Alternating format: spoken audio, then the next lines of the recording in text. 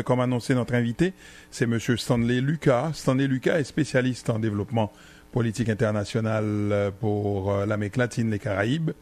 C'est un spécialiste des questions électorales, un spécialiste aussi en construction de partis politiques et en gouvernance. On le joint à Washington, où il est basé. M. Lucas, bon après-midi à vous. Bonsoir Pierre-Michel et bonsoir à tous les auditeurs.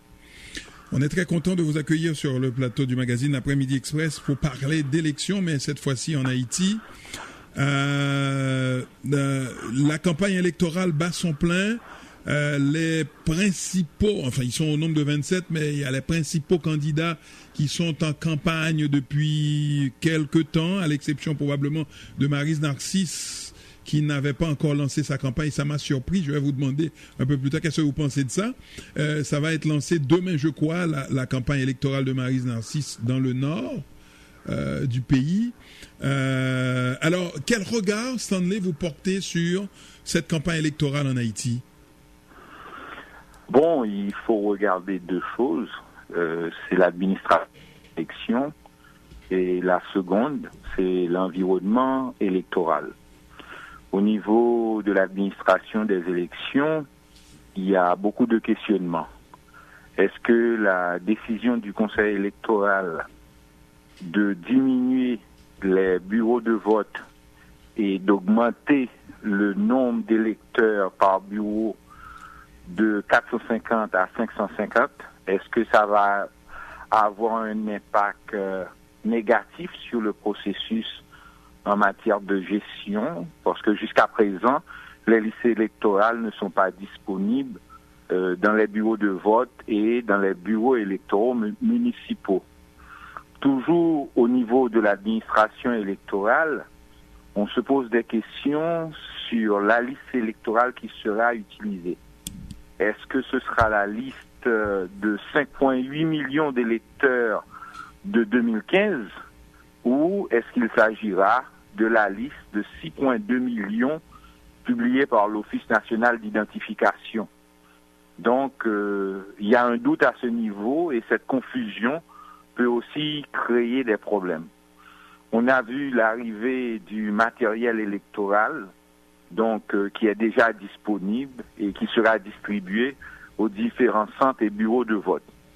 Au niveau de l'environnement électoral, la situation sécuritaire est préoccupante puisque depuis l'arrivée du président de facto au pouvoir, et le nombre de personnes tuées par balle sont de 1700 et il y a 79 policiers pendant ces 6 derniers mois qui sont tombés dans l'exercice de leurs fonctions.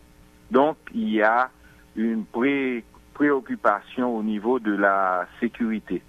Toujours au niveau politique, les sondages, les deux derniers sondages, le premier sur les 27 candidats donnait Jovenel Moïse comme premier avec 41%.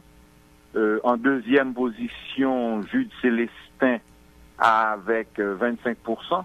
En troisième position, Moïse Jean-Charles avec 12%. Et puis Maryse Narcisse avec 7%. Les autres candidats, à part Jean-Henri Seyan qui a obtenu 1%, les autres candidats sont entre 0,6 et 0,4%. Le sondage qui vient de sortir, qui est le plus récent, après quelques, si vous voulez, semaines de campagne, met Jovenel Moïse à 54%, Moïse Jean-Charles en deuxième position avec 22,8%, Jude Célestin avec 15% et Maryse Narcisse qui a un peu perdu de ces 7% qui est passé à 3%. Donc, en fait, l'élection a seulement, sur les 27 candidats, il y a que 4 candidats qui vraiment apparaissent dans les sondages. Les autres sont au-dessus de 1%. Donc, c'est un peu ça l'environnement électoral. Le pouvoir de Privert est préoccupé parce qu'ils pensaient qu'ils allaient pouvoir transférer, si vous voulez, le palais national à leurs partisans politiques, mais il semble que l'environnement électoral n'est pas favorable à ceux qui détiennent le pouvoir aujourd'hui. Au moins, c'est ce que révèlent les sondages. Bon, alors maintenant, je le disais en introduction, comment vous expliquez, Stanley, Lucas, que l'équipe de Maryse Narcisse ait attendu tout ce temps-là pour se lancer enfin dans la bataille électorale? Je pense que ça va se faire dans le Nord avec l'aide de Jean-Bertrand Aristide qui sort depuis quelques jours. Il était sorti à Pétionville et cette fois-ci, il sera là pour le lancement de la campagne. Comment vous expliquez tout ce retard pris par l'équipe de Maryse Narcisse? Bon, la question fondamentale, c'est qui est le chef de la campagne de Maryse Narcisse et qui est le candidat réel. Si vous écoutez l'interview de Madame Edbonde Bozil, qui est aussi une candidate à la présidence, elle a déclaré que sur les 27 femmes candidates, sur les 27 candidats, il n'y a qu'une femme qui est candidate à la présidence, c'est elle. Et lorsque le journaliste lui a posé la question, et Madame Narcisse, Madame Bozil a dit, ce n'est pas Madame Narcisse qui est candidat, mais c'est plutôt Aristide. Donc, je crois qu'il y a un principe accepté au niveau d'Haïti et de sa diaspora. Madame Maryse Narcisse est une doublure. Une analyse de la bande vidéo de Pétionville vous permet de voir que lorsqu'elle s'est présentée avec Monsieur Aristide, elle a sollicité sur la bonne l'autorisation de parler pendant 3 fois. C'est seulement la 3e fois que Aristide lui a donné l'autorisation. Donc, au niveau de Madame Narcisse, elle est carrément une doublure et je ne crois pas que les votants haïtiens sont intéressés dans une candidate qui est pratiquement la doublure d'Aristide. Et il faut ajouter à ça le bilan d'Aristide lors de son passage au pouvoir. À son départ, Aristide a laissé 70% du budget de notre pays qui dépend de l'étranger. Il a laissé 56% d'analphabètes, 139 communes sur 142 sans électricité, le taux de chômage à 60%, le nombre d'occupations qu'il avait demandé. Donc le bilan est 300 kidnappings par mois au niveau de la sécurité. Donc le bilan d'Aristide au pouvoir est un bilan négatif et ça reflète un peu sur Madame Narcisse qui a de la difficulté à parler. On ne connaît pas du tout c'est quoi son message économique et sa vision. Donc c'est un candidat qui a beaucoup de problèmes et c'est pourquoi je crois qu'elle n'arrive pas à décoller dans les sondages où aujourd'hui elle est à 3%. Alors maintenant, parlons du CEP. On va revenir sur les candidats un peu plus tard. Parlons du CEP. D'abord, la Constitution haïtienne, dans ce qu'on a comme document officiel de la Constitution, a toujours prévu un conseil électoral permanent qui n'a jamais d'ailleurs vu le jour. On n'a jamais voulu, en tout cas les politiques n'ont jamais voulu aller dans cette direction-là. Il y a quelques exceptions. Martelly a tenté de mettre un conseil électoral permanent sur pied. On l'avait accusé à l'époque de n'avoir pas choisi la bonne voie. Bref, depuis 87, cette constitution dit que ça prend un conseil électoral permanent pour organiser des élections comme dans plein de pays. Par exemple, ici au Québec, il y a un bureau, un directeur général des élections qui est là et qui organise des élections tout le temps. Comment faut-il comprendre cette problématique en Haïti? Et d'abord, le Conseil électoral provisoire, est-ce qu'il est assez indépendant pour des élections crédibles comme les Haïtiens le souhaitent, à votre avis? Bon, et dans cette question très complexe, la première chose qu'il faut regarder, c'est les 30 dernières années au cours desquelles les anarcho-populistes ont occupé le pouvoir, l'espace du pouvoir en Haïti pendant 25 ans. Et vous savez, idéologiquement, les gens qui croient dans le populisme n'arrivent jamais à construire des institutions. Et c'est pourquoi le populisme en général représente un poison pour la démocratie. C'est ce qui explique qu'en 30 ans, on a eu 22 conseils électoraux provisoires, alors qu'on aurait dû avoir seulement qu'un. Et jusqu'à présent, le conseil permanent n'a pas été mis en place. Donc, c'est pas étonnant parce que les anarcho-populistes ont tout fait pour empêcher la construction d'institutions démocratiques. Maintenant, est-ce que le conseil électoral provisoire pourra réaliser des élections libres, honnêtes et démocratiques? On le sait déjà, dans le processus de sélection des 9 membres du conseil électoral provisoire, le choix de 7 membres ont été influencés par les manipulations du président de facto Jocelyn Privert. Et bien sûr, on sait qu'il y a 2 tentatives de coup d'État électoraux en cours. L'un au niveau du Palais national qui souhaiterait nommer Maryse Narcisse comme le prochain président et 4 ou 5 membres du CEP qui aimeraient que ce soit Jude Célestin.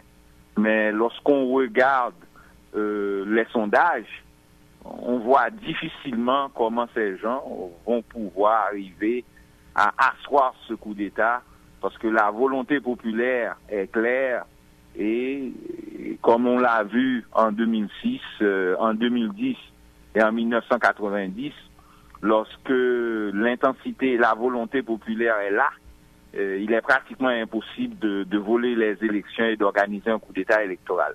Et c'est pourquoi le 9 octobre va être un jour très intéressant, ainsi que les 2 semaines qui vont suivre le 9 octobre. Est-ce que vous avez pu regarder les différents projets politiques de ces candidats? On va parler des principaux parce que on peut pas parler des 27 parce que il y a Jude Célestin, il y a Petite Dessalines qui ont déjà présenté leur programme politique. Pour le PHTK, je crois pas que c'est encore fait. Maryse Narcisse, dont je le disais tout à l'heure, ils sont en train de lancer leur campagne. Dans ce que vous avez déjà vu, à quoi faut-il s'attendre de votre point de vue? Moi, j'ai regardé un petit peu. J'ai trouvé que c'était pas assez détaillé, en tout cas, de mon point de vue de journaliste. C'est pas assez détaillé les projets politiques du côté de Jude Célestin et de Petite Dessalines. Qu'est-ce que vous en pensez? Bon, moi, je suis un peu rigide là-dessus, question de méthode. Et sur les 4 candidats qui dominent les sondages, il y a 2 qui ont publié leur programme politique. Moïse Jean-Charles a publié un document de 80 pages.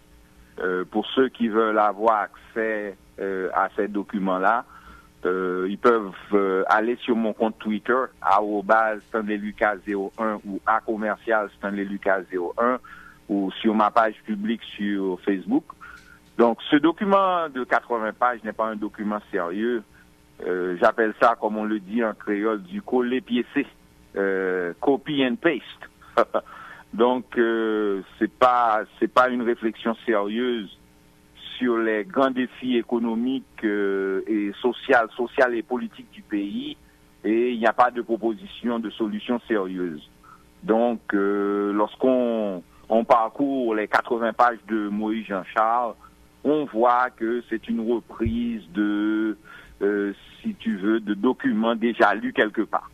Quand on lit les 60 pages de Jude Célestin, on a l'impression de lire une dissertation française d'un étudiant allant au baccalauréat. Je trouve les documents pas sérieux. En général, un candidat à la présidence doit pouvoir présenter un diagnostic chiffré des grands défis économiques, sociaux et politiques du pays et faire des propositions sérieuses et définir les priorités de son quinquennat. On ne retrouve pas ça dans les documents le document de 80 pages de Moïse Jean-Charles et le document de 60 pages de Jude Célestin. Et Maryse Narcisse et Jovenel Moïse n'ont pas présenté de documents. Ils font peut-être campagne sur des thèmes spécifiques. Au niveau de Maryse Narcisse, c'est une reprise du discours d'Aristide des années 90, la peine en tête, la peine en vente, un peu le même discours démagogique qu'on a connu, qui nous a donné 6,6 millions de gens de la pauvreté et 60% de chômage, 70% du budget dépend de l'étranger. Au niveau de Jovenel Moïse, c'est articulé autour de l'agriculture et de la production nationale, mais il n'a pas encore sorti son document. Ouais. Alors maintenant, sur le plan strictement politique, est-ce que vous pensez que l'atmosphère en Haïti est propice? Est-ce qu'on peut être cette fois-ci sûr qu'on aura des élections? Est-ce que vous pensez que c'est vraiment pour le 9 octobre, ces élections? On a des fois tendance à penser que avec ce qui se passe au niveau de l'atmosphère politique et même de l'atmosphère sécuritaire, que ça pourrait poser problème. Dans votre boule de cristal à vous, qu'est-ce que vous prévoyez, qu'est-ce que vous voyez? Bon, avec quelques différences, ça ressemble à l'environnement électoral de 1990. On voyait déjà venir la victoire de Jean-Bertrand Aristide dans un environnement où certains ne savaient pas quoi faire pour bloquer le processus électoral. Donc, aujourd'hui, en 2016, on voit que le pouvoir privé voit venir une victoire du candidat qui a gagné les élections en 2015, notamment M. Jovenel Moïse, mais Jocelyn Privert ne sait pas comment saboter le processus électoral. Et c'est un grand dilemme pour le président de facto provisoire qui doit se rendre à New York cette semaine à l'Assemblée générale des Nations unies, parce que justement, il pensait pouvoir contrôler l'environnement électoral et l'environnement politique pour donner un ton au processus électoral. Malheureusement, les sondages et l'évaluation des campagnes montrent clairement que la volonté populaire accompagne Jovenel Moïse au détriment des 26 autres candidats. Et c'est un dilemme pour Privert qui a deux poulains dans ces élections, Maryse Narcisse et Jude Célestin. Donc, le président de facto a ses deux pieds dans une sandale et il ne sait quoi faire pour bloquer le processus électoral du 9 octobre. Parce qu'il est clair pour la plupart des analystes, si la date du 9 octobre est maintenue, Jovenel Moïse risque de gagner les élections dès le premier tour. Alors maintenant, est-ce que par exemple, du côté de la police nationale, j'ai regardé des notes aujourd'hui comme quoi on est prêt. Il y a aussi les AC qu'ils appellent des conseils des agents de sécurité électorale. Agents de sécurité électorale qui seront munis de bâtons et de gaz lacrymogènes. Comment il faut voir ça? Bon, cet aspect-là, il y a plusieurs innovations du CEP. D'ailleurs, je compte publier un document dans les 5 prochains jours, sur quelques innovations du CEP qui ressemblent beaucoup à une mise en place pour un coup d'État électoral. Et la question de ces agents de sécurité du CEP n'est pas conforme au décret électoral et aux lois en vigueur en Haïti.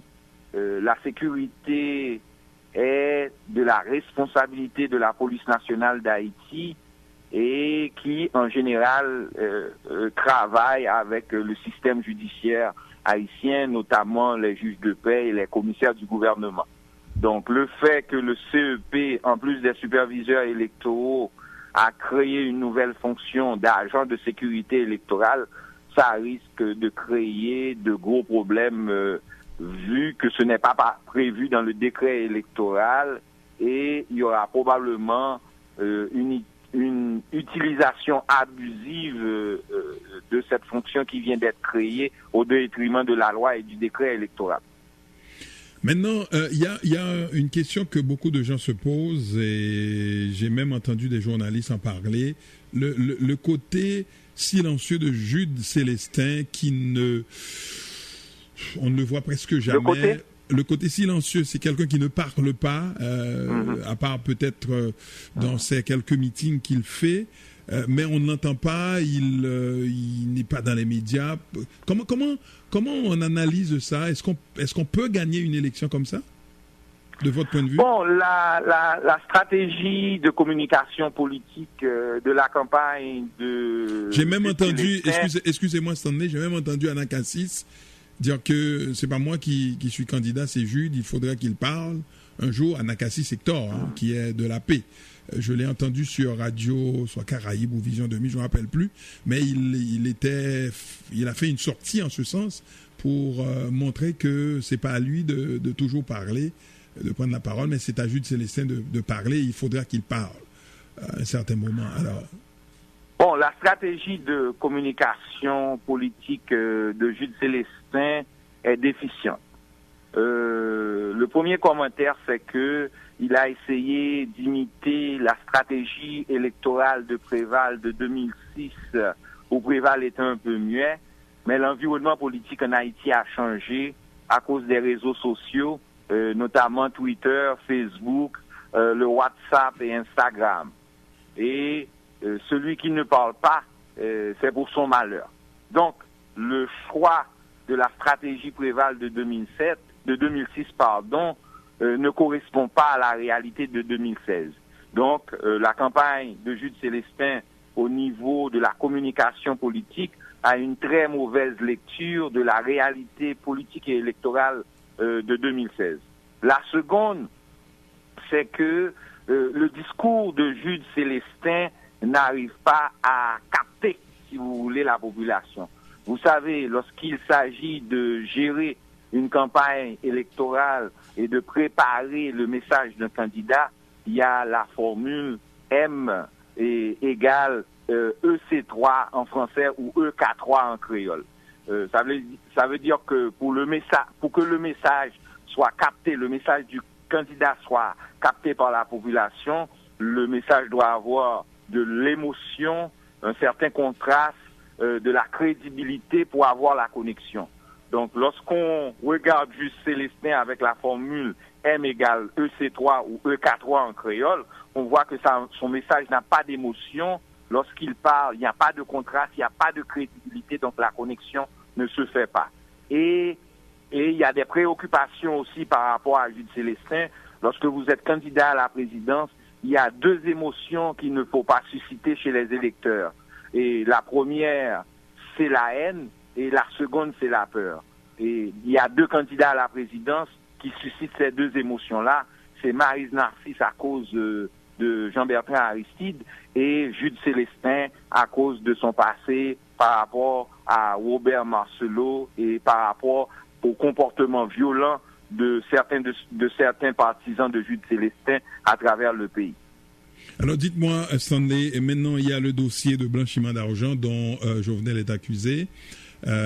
Comment il y a des gens, j'ai écouté des journalistes qui sont montés au créneau et pour dire que on comprend que l'organisme qui a fait ce travail a le droit de faire ce travail-là, mais on se serait attendu à ce qu'on fasse le travail pour tous les candidats à la présidence et non seulement pour Jovenel Moïse. Comment vous décortiquez ça, ces accusations? Bon, le blanchiment est un problème sérieux en Haïti. Comme vous le savez, l'institution qui a été créée pour lutter contre le blanchiment, l'UCREF, ça a été fait en 2004 sur le gouvernement de Boniface Alexandre et la Tortue, parce que le groupe de Bourdon blanchissait, si vous voulez, les fonds de la cocaïne, les fonds de la drogue. Donc c'est pourquoi l'UCREF a été créé.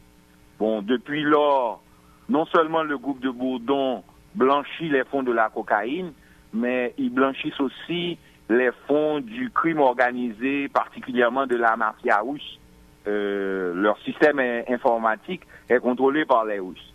Donc, il faut un renforcement en Haïti des structures et des lois pour lutter contre le blanchiment. Bon, bien entendu, Jocelyn Privert, qui depuis 6 mois essaie de voir comment éliminer le candidat de l'opposition qui domine dans les sondages, notamment Jovenel Moïse. Il avait commencé par créer au niveau du Palais national la commission présidentielle de vérification que certains appellent la commission présidentielle de falsification électorale pour essayer de changer les résultats. Cette commission a échoué. Donc, lorsque l'UCREF a publié un rapport le jour même de l'ouverture de la campagne électorale sur Jovenel Moïse, alors beaucoup de gens, une grande majorité de gens en Haïti ont vu dans cet effort de prix vert une élimination politique de Jovenel Moïse. En général, l'UCREF n'est pas une institution politique, c'est une institution technique qui, en général, après avoir finalisé le rapport, ils ne remettent jamais de documents à la presse. C'est quelque chose qui est transféré au système judiciaire qui, en général, arrête la personne concernée. Dans ce cas-là, l'UCREF a remis le rapport à la presse pour une certaine publicité politique. Donc, on a vu les mains du président de facto qui a voulu manipuler le dossier de lutte contre le blanchiment pour des raisons électorales. Et comme vous l'avez dit tout à l'heure, si c'est un rapport sérieux de l'UCREF, l'UCREF aurait présenté un rapport sur les 27 candidats à la présidence au lieu de fabriquer un rapport sur un candidat à la présidence qui est connu d'ailleurs dans le monde des affaires. Il a été le président de la Chambre de commerce du Nord-Ouest. Il était le secrétaire général de la Chambre de commerce d'Haïti. Il a prêté et remboursé sur une période de 20 ans près de 20 millions de dollars américains dans le système bancaire haïtien. Et il a une compagnie qui est évaluée à 150 millions de dollars américains. Et c'est lui qui a réussi, après 54 ans, à remettre la banane de la République d'Haïti sur le marché international, notamment en Europe. Donc, lorsque ce rapport est sorti, beaucoup de gens ont vu la main politique de Jocelyn Prévert, le président de facto. Stanley Lucas, merci infiniment. Je rappelle qu'on vous a joint depuis Washington. Vous êtes un spécialiste en développement politique international pour l'Amérique latine et des Caraïbes. Vous êtes aussi un spécialiste des questions électorales et de construction de partis et de gouvernance. On a été très content de discuter avec vous, Stanley. Ça a été aussi un plaisir, Pierre-Michel. J'espère que les auditeurs qui écoutaient ont appris quelque chose et je les invite à me suivre sur Twitter, @StanleyLucas01 à commercial StanleyLucas01 ou @StanleyLucas01 ou sur ma page publique sur Facebook où les discussions politiques sur Haïti font rage. Bonne fin de journée. Prenez soin de vous, Stanley Lucas, et à la prochaine. À la prochaine. L'actualité rapidement avant de vous quitter, mesdames, messieurs. Le Canadien détenu en Chine, le Canadien Kevin Garrett, accusé d'espionnage par la Chine, a été libéré. Ça a été confirmé aujourd'hui par un responsable du gouvernement fédéral.